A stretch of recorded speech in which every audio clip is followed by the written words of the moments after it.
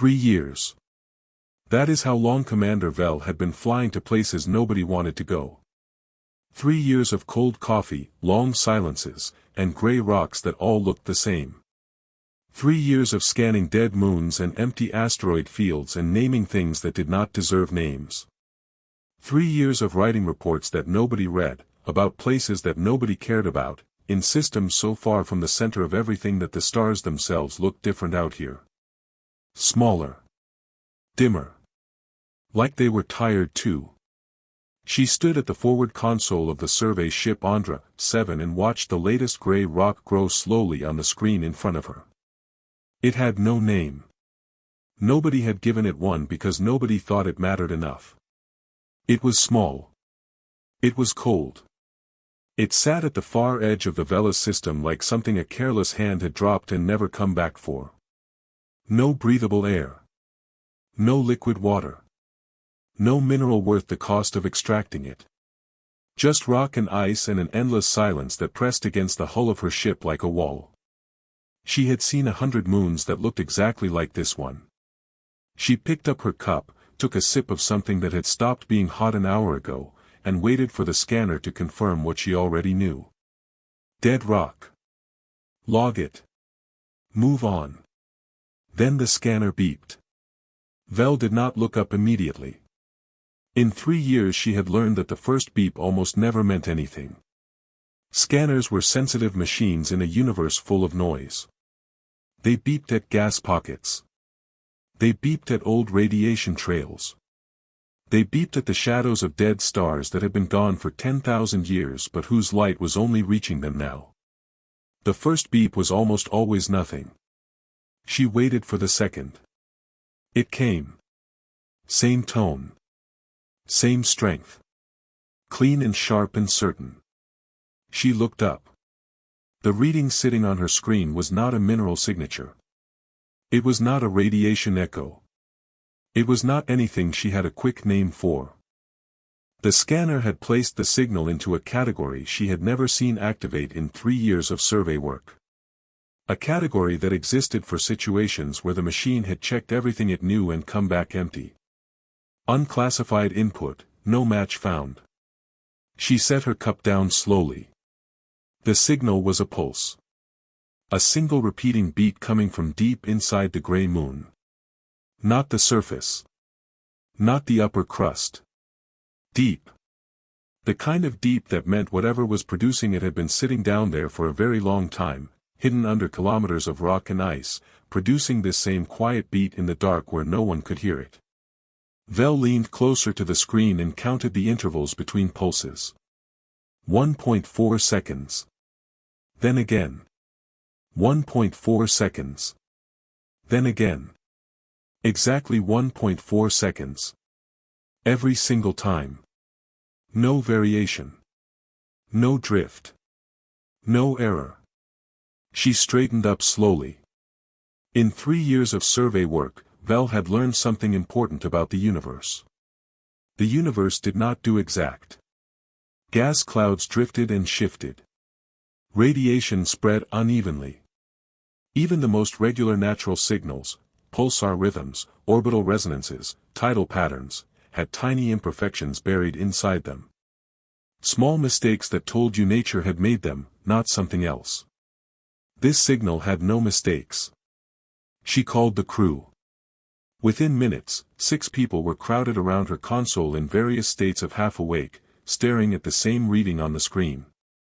Someone had brought more coffee. Nobody touched it. They just stood there watching the pulse repeat itself with that same perfect, patient rhythm. 1.4 seconds. 1.4 seconds. 1.4 seconds. It could be a trapped gas pocket, said her engineer, Bren. He said it the way people say things when they do not actually believe them. Trapped gas does not pulse on an interval, Vel said. Tidal stress then. The moon pulling on itself. With 0 variation across 40 readings. Bren did not answer that.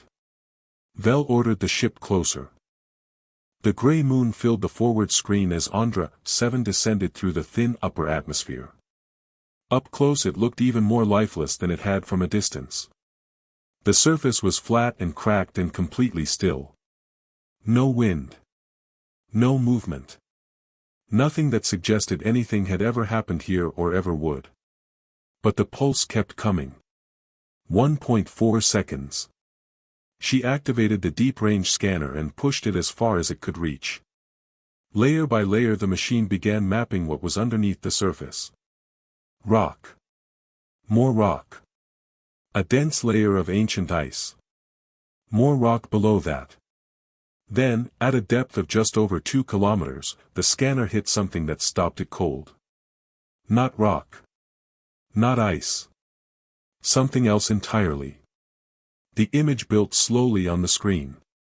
Everyone in the room leaned forward at the same time. The shape that appeared was large, far larger than any of them had expected. It had walls. It had a hollow interior. And it had a geometry that made Vel's stomach drop the moment she understood what she was looking at. Nature did not make straight lines. Nature did not make perfect cylinders 2 kilometers long. Nature did not aim things at the sky. She stared at the shape on her screen. At the long, hollow barrel pointing upward through the rock, angled with a precision that felt almost deliberate. Almost careful. Like something had placed it exactly there, pointed at exactly that angle, for exactly one purpose.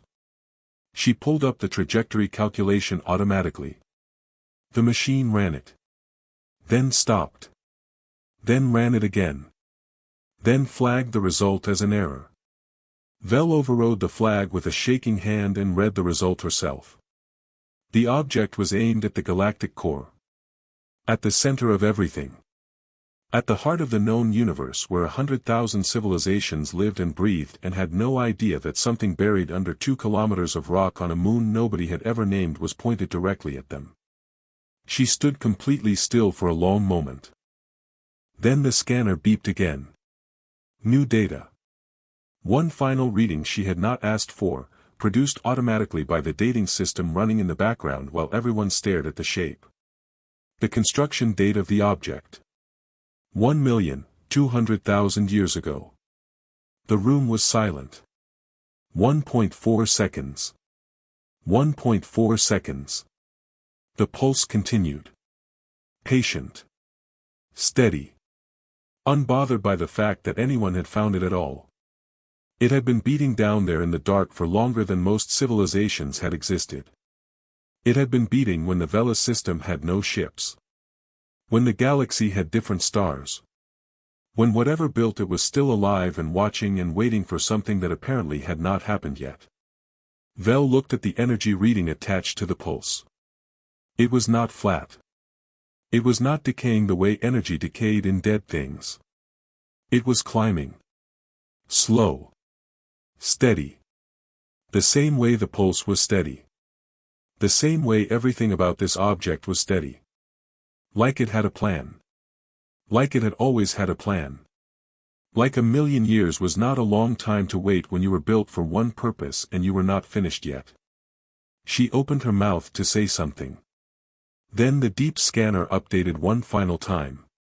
Below the barrel. Below the hollow shaft. At the very core of the mechanism buried inside this nameless moon, the scanner had found the energy source. Something old. Something enormous. Something that had been slowly, quietly, perfectly absorbing the radiation of the moon's core for over 1,000,000 years and converting it, bit by bit, into something the scanner labeled with a single word it had pulled from an obscure theoretical physics archive. Charge. Vel read the percentage next to the word.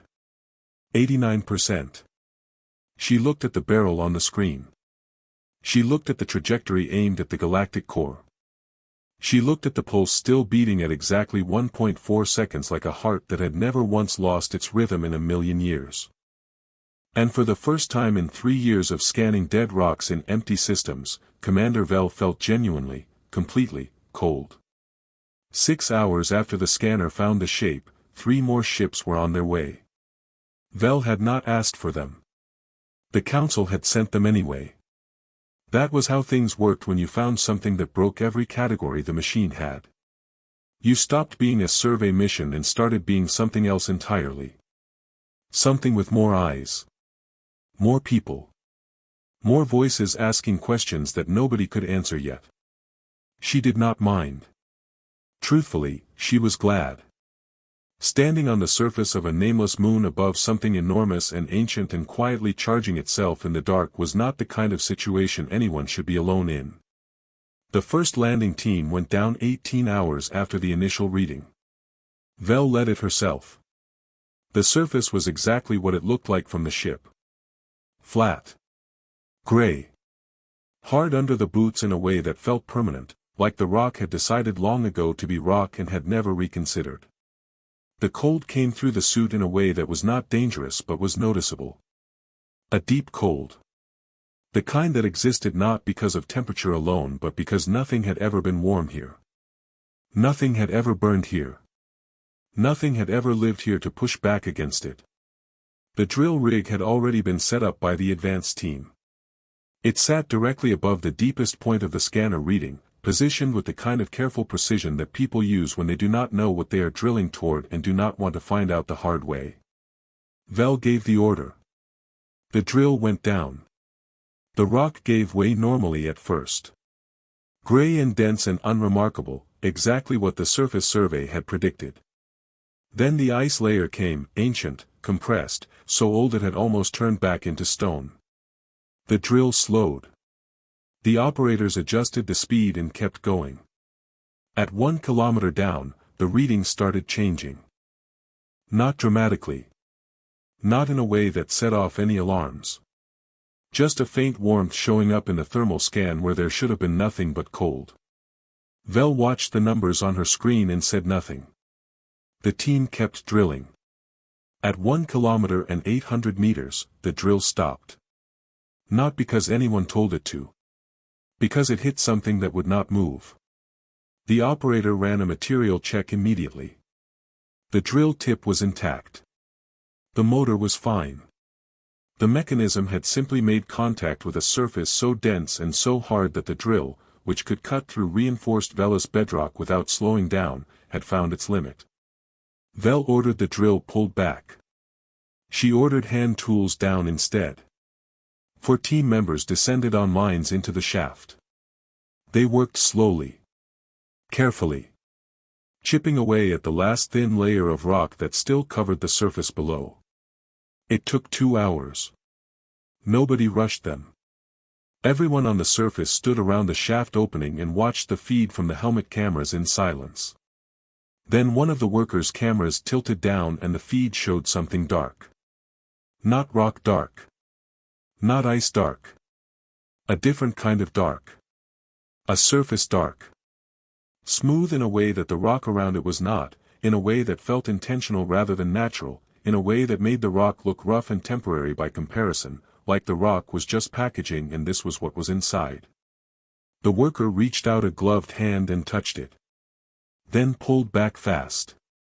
"It is warm," she said over the channel. Her voice was completely flat.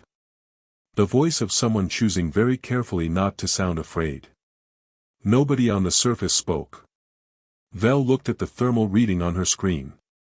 The surface temperature of the object was several degrees above what the surrounding rock could explain.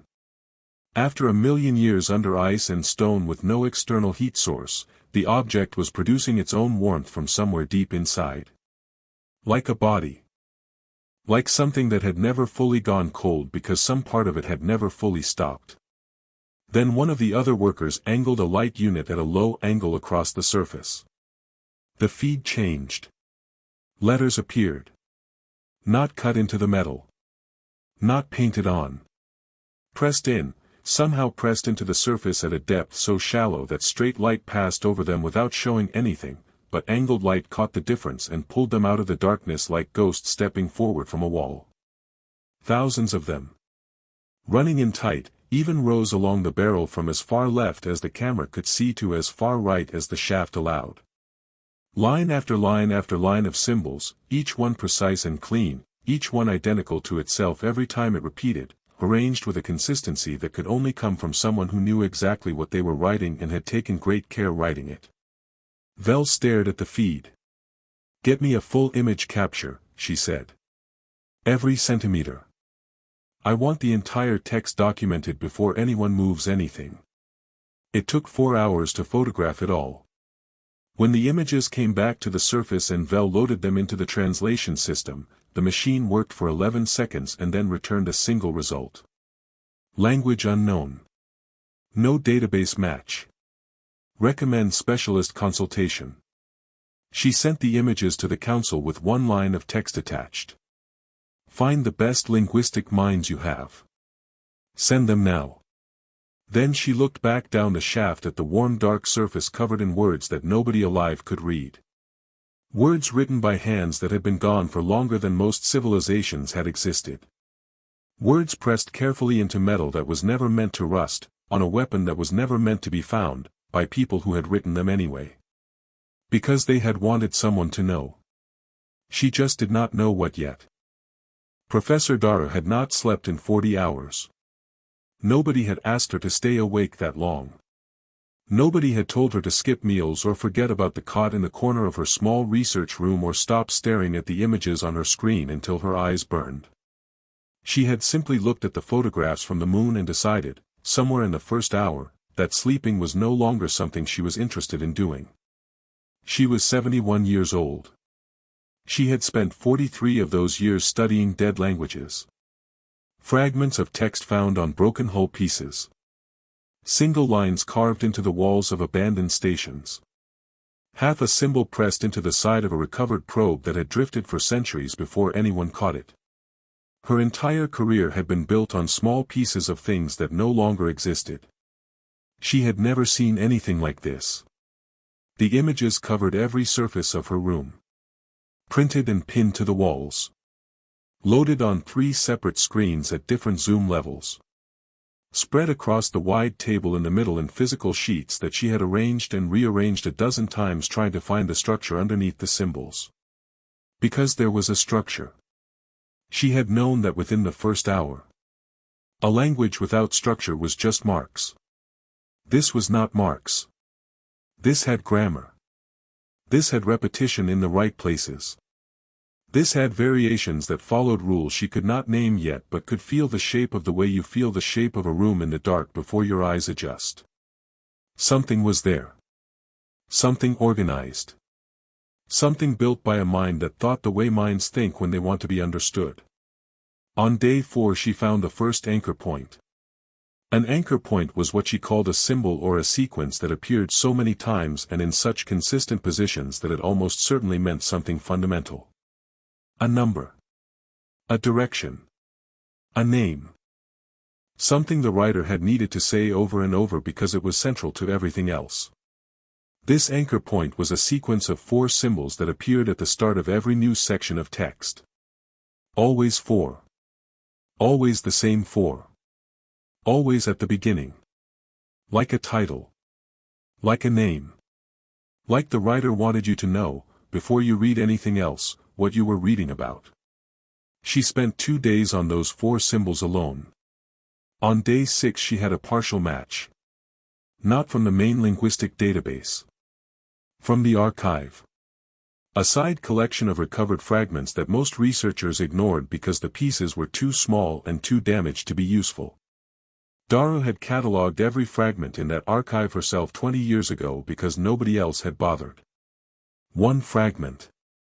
Recovered from a debris field 200 light-years from the Veles system. Hull material, estimated age 900,000 years, origin unknown. On the inner surface of that fragment, almost invisible under standard imaging, were 3 symbols. 2 of them matched. Dara sat very still for a long time. Then she pulled up the debris field record. Cross-referenced the trajectory of the field. Ran a slow drift calculation backward through 900,000 years of stellar movement. The debris field had originated from the direction of the Veles system. She went back to the text and worked faster. By day 11 she had 63% of it. Not perfect. Not complete. But enough to read. Enough to understand what had been written on the side of a weapon buried in a nameless moon for 1,000,000 years by hands that had known exactly what they were doing and exactly why. She called the council. They assembled in full. Every seat filled. Every screen on. Vel was patched in from the moon, her face tired and steady on the side panel. Daru stood at the front of the room with the translated text on the display behind her and looked at all of them for a moment before she began. Then she read. The message started with a name. Not a person's name. The name of the device itself. In the original language it was a long word that did not translate cleanly into any modern tongue. The closest version Daru could produce was 2 words placed together. The long silence. She paused to let that settle. Then continued.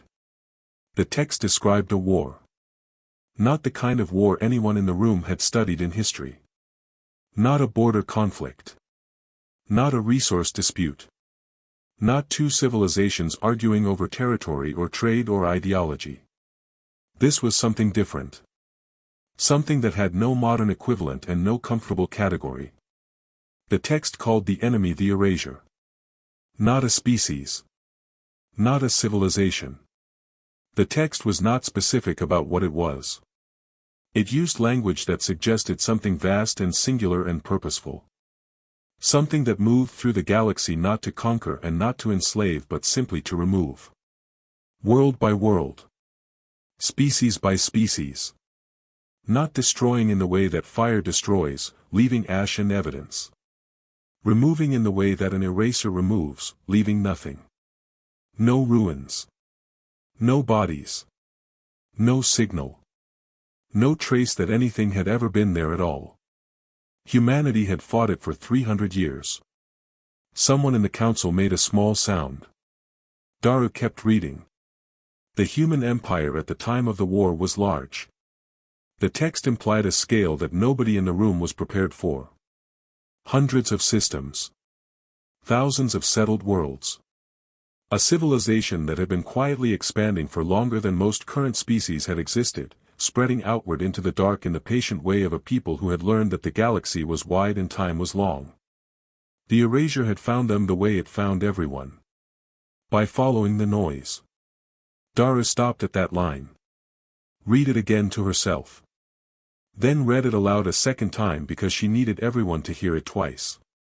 It followed the noise. Radio signals. Quantum communication pulses. Navigation beacons.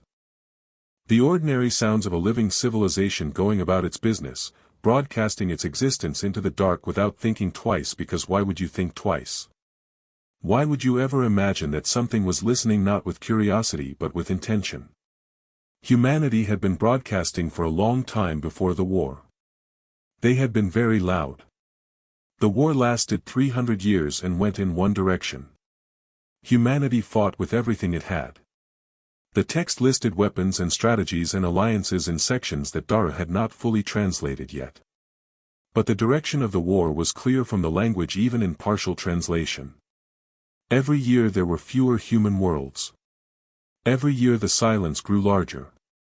Every year the edge of what remained moved inward. Until there was almost nothing left. And the people who were almost nothing left built this. They built it in secret on a moon nobody would look at. They built it with the last of what they had.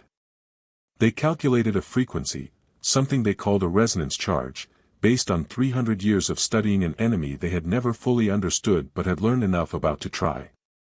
They loaded the charge into the barrel. They aimed it at the galactic core where the erasure seemed to originate or return to or move through. And they set a trigger that required no human hand. Just time. Just the slow patient accumulation of energy from a moon's core over as long as it needed to take. A self-charging system that would keep building toward completion whether anyone was alive to watch it or not. A dead man's shot fired by people who knew they would be dead long before it fired. The last section of the translated text was short. Daru read it slowly. We do not know if this will work. We built it because we had nothing left to build and nowhere left to go, and we refused to leave nothing behind. If you are reading this, then you are alive. If you are alive, then it has not finished yet. Do not run. Do not touch the cannon. It knows the target. It has always known the target. It was built to finish what we could not. Trust it. We built it with everything we had left. We built it for whoever came after us. We built it because someone had to. Dara lowered the paper. The council room was completely silent. Then the speaker on the side panel opened. Vel's voice came through from the moon. Quiet. Steady. Like someone who had been standing next to this thing long enough to stop being surprised by it. The energy reading just hit 94%, she said. Nobody in the council room moved. Outside in the dark, a million years of waiting had almost become something else entirely. The news broke on a Tuesday. Not because anyone planned it that way. Not because the council chose Tuesday as a good day to tell the galaxy that a million-year-old human weapon was buried in a nameless moon and was almost finished charging itself. It broke on Tuesday because someone on the survey team sent a message home and someone at home told someone else, and by the time the council realized what was happening, the story was already everywhere and there was nothing left to control. Vel heard about it from Bren. He came into the mobile command unit on the surface with his screen turned outward so she could read the headline without him having to say it. She read it. She set it down. She went back to the energy readings on her console without saying anything because there was nothing useful to say. The number on the screen said 95%. Outside the command unit, the gray surface of the moon was exactly as it had always been. Cold. Still. Unbothered by the fact that somewhere out there in the connected systems of the galaxy a few billion people were now reading about it over their morning meals and deciding how frightened to be. The answer, it turned out, was very frightened. The panic did not arrive all at once. It built the way pressure builds inside something sealed. Slowly at first. Worried voices on public channels asking questions that experts appeared on screen to answer carefully and calmly. Politicians releasing statements about the importance of not overreacting. Scientists explaining that an ancient weapon of unknown function posed no confirmed threat to anyone and that the situation was being monitored by qualified professionals. For about 2 days that almost worked. Then the colony ship Sarin Mal stopped responding. It was a passenger vessel. Standard route. 1,400 people aboard, mostly families moving between systems, the ordinary movement of ordinary life in a connected galaxy. It missed its scheduled check-in. The relay station pinged it. No response. A second ping. Nothing. A third. Silence. The council logged it as a technical fault and sent a rescue inquiry. Then the research station at Outer Velas Point went dark. 12 staff. Fully operational 2 hours before. Gone between one scheduled transmission and the next with no distress signal, no power spike, no emergency beacon, no indication that anything had happened at all except that it had stopped existing in any detectable way. Then a trade outpost 3 systems over. Gone. No debris. No radiation signature consistent with an explosion. No gravitational disturbance suggesting collision. Just a location where something had been and then was not. Like a word removed from a sentence. Like a light switched off in a room you were not watching. 3 locations. 3 disappearances. 48 hours apart. The council stopped calling it a technical fault. Vel heard the news in pieces over the channel from her console on the moon. She listened without interrupting. When the update stopped coming, she sat for a moment looking at nothing in particular. Then she pulled up the full translated text that Dara had been sending her in sections. Not the version released to the public. The complete version. Every line. Including the sections Dara had flagged as needing further review before wider distribution. She found the section she was looking for on the 14th page. It described how the erasure moved. Not its appearance. The text was vague on that, either because the humans who wrote it did not fully know or because they did not have words that translated cleanly into anything Dara could render. But the behavior was described in careful detail. The behavior of something that had been studied for 300 years by people who were trying very hard to survive it. It followed signal. That much Dara had already read to the council. But the text was more specific than that. It did not just follow signal in a general direction. It triangulated. It used multiple sources across time to narrow toward the densest concentration of activity. The more a civilization communicated, the faster it arrived. The louder the signal, the more precise the approach. And when it arrived, it did not announce itself. It simply began. Starting at the edges. Starting with the smaller and more isolated locations first. Working inward. Methodical in a way that felt less like hunger and more like process. Less like a predator and more like a function being performed. A task being completed. The text used a word in the original language that Dara had translated as tidying. As if what the erasure did was not destruction but maintenance. As if life, to whatever this thing was simply clutter to be cleared. Vel set the text down. She looked at the 3 disappearances on the map on her screen. The colony ship. The research station. The trade outpost. She drew a line through them in her head the way you draw a line through points to find the direction they were moving from. The line pointed outward. Away from the galactic core. Toward the rim. Toward the Velas system. Toward this moon. She opened a private channel to Daru. It connected after one chime. Daru answered immediately, which told Vel she had been waiting for the call. "It is already here," Vel said. Not a question. Daru was quiet for a moment. A careful quiet. The quiet of someone who had reached the same conclusion and had been sitting with it alone for longer than was comfortable. "The text says it follows intelligent signal," Daru said. "Radio waves. Quantum pings. Navigation beacons. We have been broadcasting across this entire sector for 10,000 years, Vel. Every ship. Every station.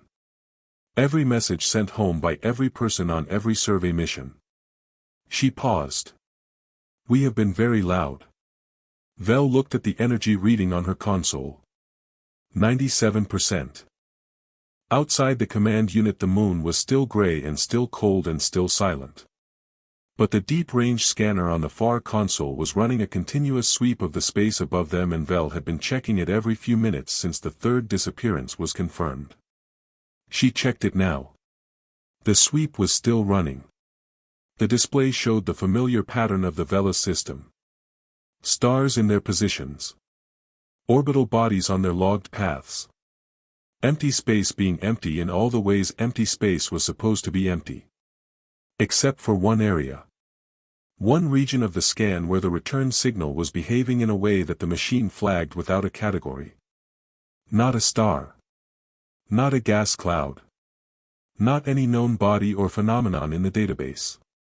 Something the scanner was detecting but could not measure properly because it was too large and too structured and too wrong for the parameters the machine had been designed to handle. It was not close yet. But it was not far. And it was moving in a straight line toward the gray moon with the patience of something that had never needed to hurry because nothing had ever been able to stop it before. Vel stared at the shape on the scanner for a long time. Then something happened that made her breath stop completely. The cannon moved. Not the whole structure. Not the barrel shifting in the rock. But deep in the moon, far below her boots, in the mechanism that had been sitting completely still for 1,000,000 years, something engaged.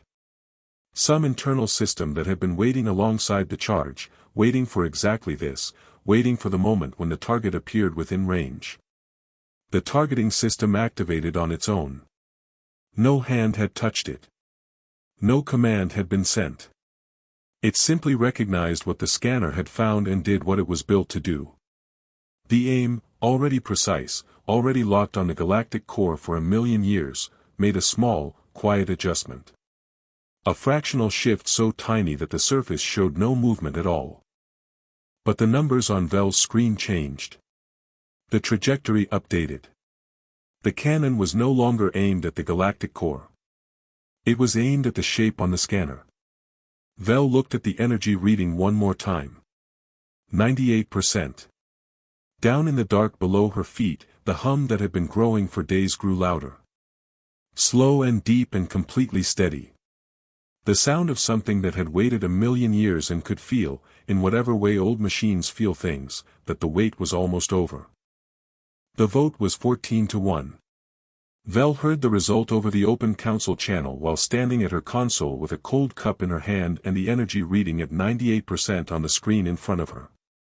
She listened to the council chair read the decision in the careful flat voice that officials use when they want to sound calm and are not. Destroy the object. Immediately. Full demolition team to be dispatched within 6 hours. All personnel currently on the surface to begin evacuation at once. The chair paused after reading it. Waiting for acknowledgement. Vel said nothing. The channel stayed open. Someone on the council side coughed. Someone else said her name. She heard it. She did not answer. She set her cup down on the console and looked at the screen and thought about 14 people sitting in a room far from this moon making a decision about something they had never stood next to. The chair said her name again. Firmer this time. Understood, Vel said. She closed the channel. Then she did not move. Bren appeared in the doorway of the command unit behind her. He had heard the channel. Everyone on the surface had heard it. She could feel the question in the room without turning around.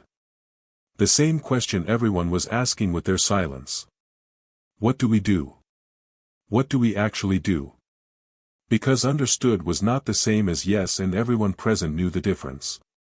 She still did not turn around. Give me 1 hour, she said. Bren left without arguing. That was one of the things she valued about him. He knew when a question had already been decided and when it had not. This one had not. Not yet. She pulled up the translated text on her screen. Not the summary. Not the sections Dara had released to the council. The full document. Every page. Every line that Dara had sent her directly over the private channel in the days since the translation began. Including the final sections. The ones at the end that Dara had flagged with a single quiet note attached. These are not instructions. Read them anyway. Vel had read them twice before. She read them again now. The final sections of the text were not technical. They were not strategic. They contained no specifications for the cannon, no calculations for the resonance charge, no instructions for operation or maintenance or anything practical at all. The humans who wrote them had known the cannon did not need instructions. It was built to work without help. Without guidance. Without anyone present at all. The final sections were something else entirely. They were personal. Written in the same careful pressed symbols as everything else but in a different rhythm. Shorter lines. Simpler constructions. The language of people who were tired and had stopped trying to sound official. Who had built the thing and aimed it and set it running and then sat down beside it in the cold dark of a nameless moon and written the only thing they had left to give. Themselves. They wrote about a city called Varen. Green towers and wide rivers and markets that ran from morning until late in the night. One of the writers had grown up there. Had learned to swim in the river that ran below the southern district. Had bought food from a stall near the East Gate every morning for 20 years before the war changed everything about what mornings were. Varen was gone. The text did not say how or when exactly. Just that it was gone. That the writer had stood on a ridge on a neighboring moon and watched the place where Varen had been and seen nothing. Not ruins. Nothing. The way the erasure left things. Or rather the way it did not leave things. Another writer described a child. A daughter. 8 years old when the war started. The writer did not say what happened to her. Did not need to. The way the text moved past her name and kept going without explanation said everything that needed to be said. There were others. Small pieces of lives written in the margins of a weapon. A song someone remembered. A joke that had made a whole crew laugh during the third year of the war when laughing had felt almost impossible. A description of what certain food smelled like cooking on a cold morning. Ordinary things. The kind of things people write down when they understand that nobody is going to remember them and they cannot stand the idea of everything simply disappearing without leaving any mark at all. Vel read all of it. She read slowly, taking each section at the pace it deserved. Not rushing toward the end because the end was not the point. The point was here. In these words. Written by people who had lost everything and still sat down and wrote carefully and pressed their language into metal that would not rust because they wanted someone, someday, to know they had existed. That they had been real. That they had mattered. The last page was different from the rest. Written in a steadier hand. More deliberate. As if whoever wrote it had waited until the others were finished and then added one final section alone. It did not talk about cities or children or food or songs. It talked about the cannon. Not the mechanics.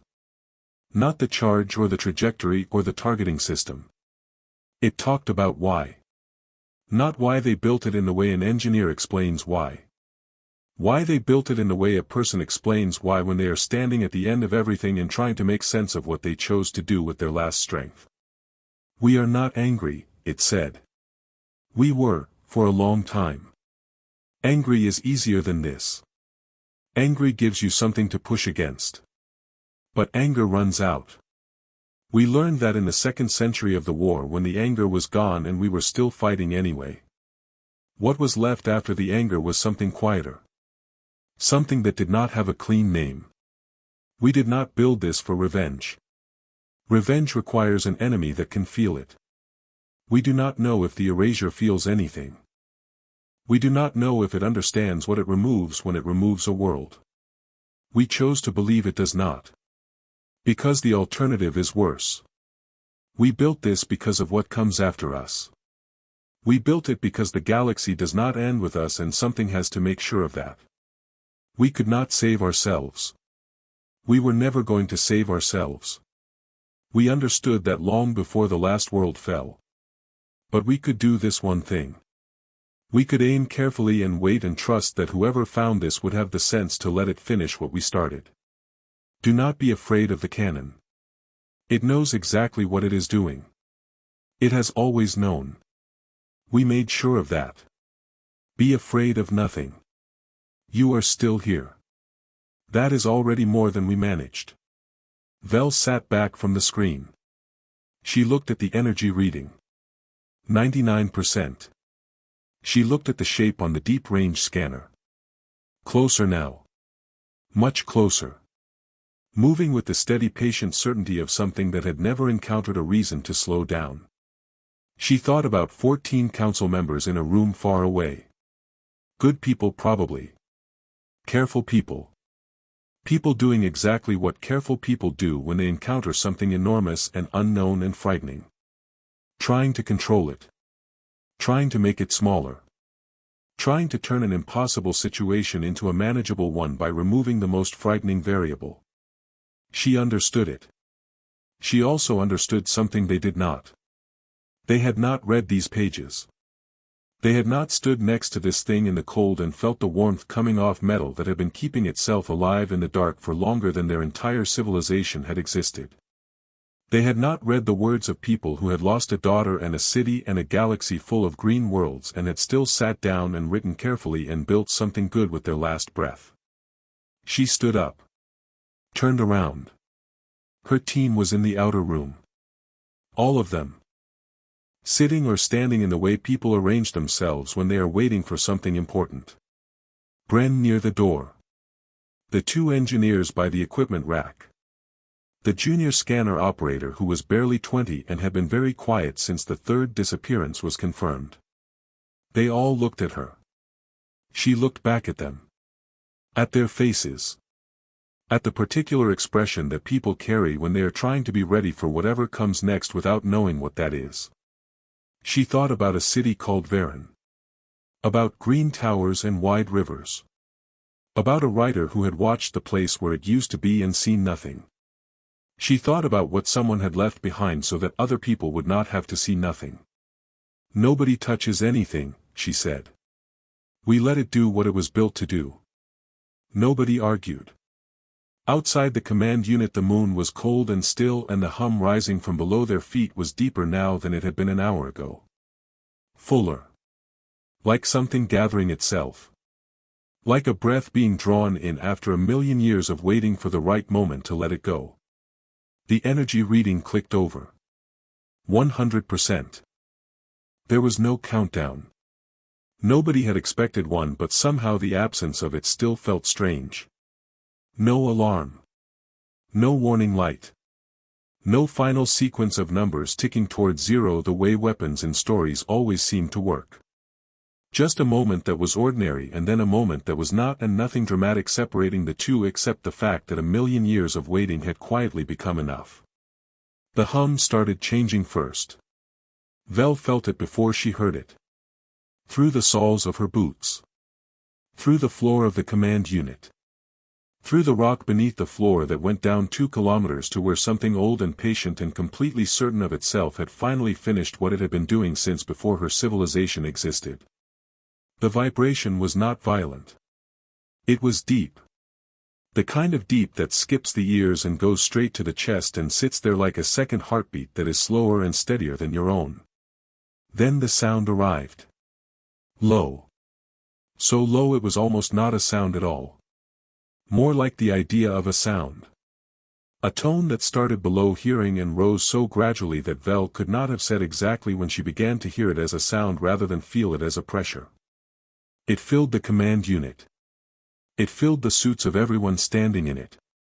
It filled the rock and the ice and the cold thin air above the surface of the moon in a way that suggested it was not coming from one point below them but from everywhere at once.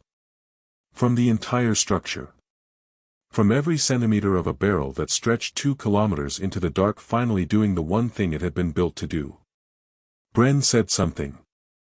She could not hear the words over the tone, but she could see his face, and his face said what everyone in the room was feeling.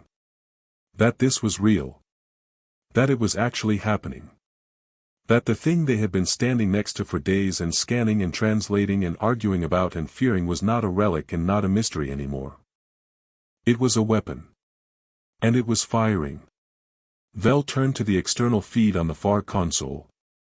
The surface cameras were still running. On the screen she watched the gray flat ground above the barrel begin to crack. Not explosively. Slowly. A line appearing in the rock 2 kilometers long, perfectly straight, following the shape of the barrel below it exactly. Ice lifted away from the edges of the line in large flat pieces that drifted upward in the low gravity and hung there for a moment before falling back. The crack widened. The surface along it dropped away in sections, pulled down by something or pushed aside by something, revealing a darkness below that was not the darkness of a hole but the darkness of depth, of something that went down a very long way into a structure that had been hidden there since before the gray rock above it existed. Then the light came.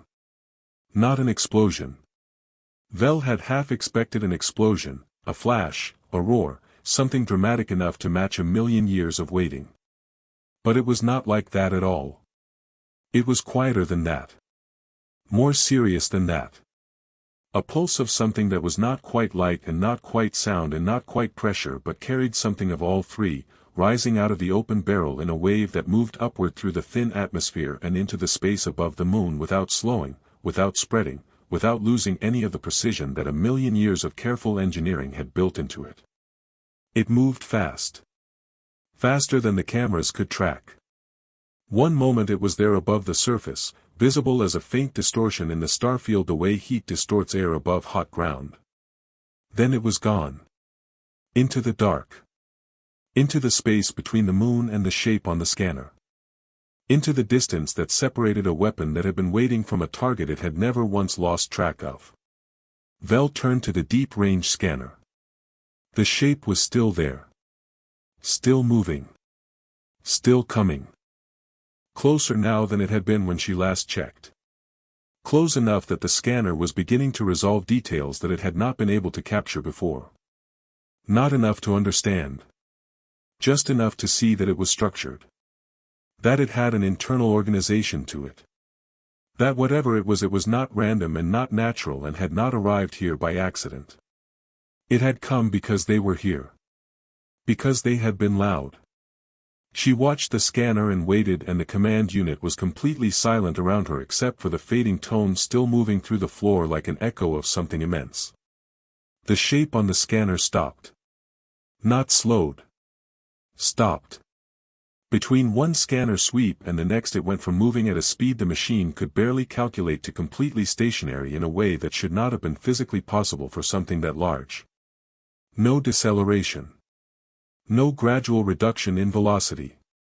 Simply moving and then not moving, the way a thought stops when something interrupts it. Vel leaned forward. The scanner was updating faster now. Running its sweeps at maximum frequency, pulling in data from every sensor on the ship above and the arrays on the surface and the relay satellites the Council had positioned in the system over the past week. All of it feeding into the display in front of her in real time. The shape was changing. Not moving. Changing. The structure of it, whatever internal organization it had, was beginning to behave differently than it had a moment ago. The scanner could not fully describe what it was seeing. The readouts kept producing measurements and then revising them again because what was happening to the shape did not correspond to any process in the database. It was not an explosion. It was not a structural collapse. It was something the machine had no category for, the same way it had no category for the pulse on the day Vel first found this moon. The edges of the shape blurred. Then the center shifted. Then the whole thing began coming apart at a level so fundamental that the scanner was measuring it in units Vel had to look up because she had never needed them before. Not physical units. Not distance or mass or temperature. Units that described the coherence of structured systems. The degree to which organized things remained organized. The shape was losing coherence. Slowly at first. Then faster. The process accelerating the way fire accelerates when it finds the right fuel. The scanner tracked it sweep by sweep, update by update, the numbers falling steadily and then rapidly and then all at once until the final sweep came back and the display showed something Vel stared at for a long time before she was sure she was reading it correctly. Empty space. Not debris. Not residual energy. Not the scattered remains of something that had been destroyed in the conventional sense. Just space. Clean and ordinary and completely empty in exactly the way space was supposed to be empty. As if the shape had not been broken but had been answered. As if the resonance charge had found the one frequency that the thing could not exist alongside and had simply played it, once, perfectly, the way you play a single clear note that resolves everything that came before it. For minutes and 12 seconds from the moment the pulse left the barrel. Gone. Vel straightened up slowly from the console. The hum was gone. The vibration through the floor was gone. The command unit was quiet in a way it had not been quiet since the day they landed.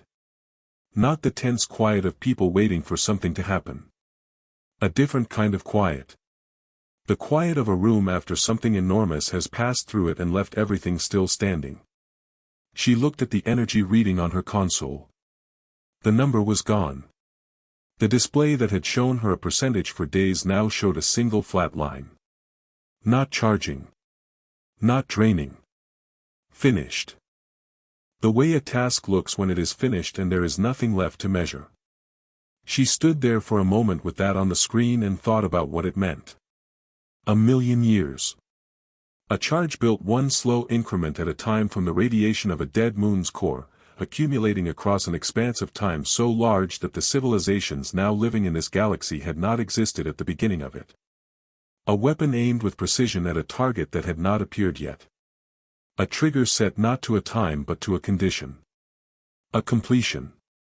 A readiness that would wait as long as it needed to wait and then do exactly what it was built to do the moment the conditions were right.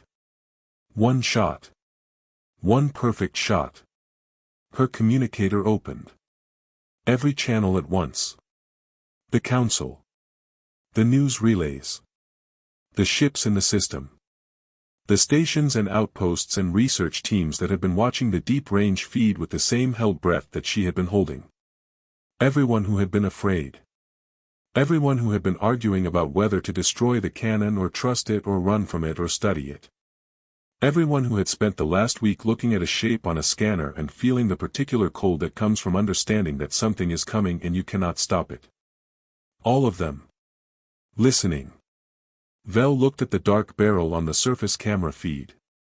The crack in the surface above it. The ice still drifting slowly down in the low gravity.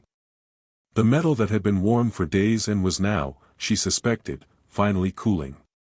Finally resting. Finally done with the long work of waiting. She thought about the text on the barrel. About the city with the green towers and the wide river. About a writer who had stood on a ridge and looked at the place where something beautiful used to be and seen nothing at all. About the daughter who had been 8 years old when the war started and whose name appeared once in the margin of a page and then was not mentioned again. About people who had lost everything and still found the strength to build something good with what was left. She opened her communicator.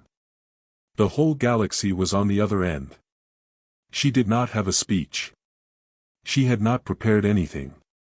She had been standing next to a million-year-old cannon on a nameless moon for a week and preparing speeches had not been high on the list. She just said what was true. Humanity built this 1,000,000 years ago. They did not know who we were. They did not know our names or our worlds or what languages we spoke or whether we would be afraid or brave or somewhere in the middle the way most people are when something is larger than they are. They just knew that something would come after them. And they decided that whatever came after them deserved a chance. She paused. Outside the command unit the moon was cold and still and the gray surface was cracked open above a barrel that had finished its only job and was cooling now in the silence it had always deserved. We owe them more than we have words for, she said. In any language. She closed the communicator. Stood in the quiet for a long moment. Then she looked at Bren and the engineers and the young scanner operator who was not crying but was close. Start packing, she said quietly. We are done here. But she looked back at the surface feed one more time before turning away. At the cannon that had waited 1,000,000 years in the dark for one moment that it had always known would come. That had never doubted. That had never wavered. That had simply waited, and waited, and waited, with the patience of something built by people who understood that some things are worth waiting for no matter how long the waiting takes. One shot. It was enough. It had always been enough.